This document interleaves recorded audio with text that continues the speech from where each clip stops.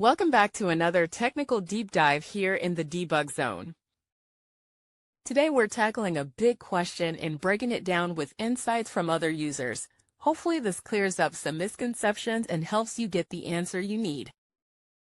So buckle up, stay a little curious, and let's jump right in.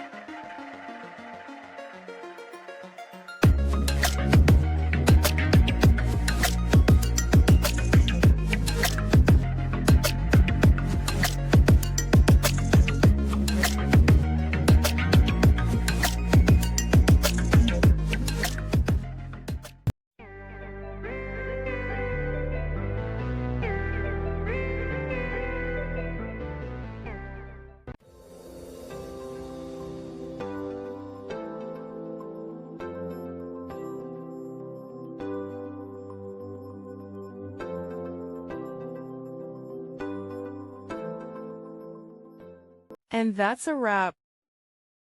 I hope you found the answer you were looking for. If you did, take a second to hit that subscribe button. It really helps out. And let me know in the comments which solution worked best for you. See you next time in the debug zone.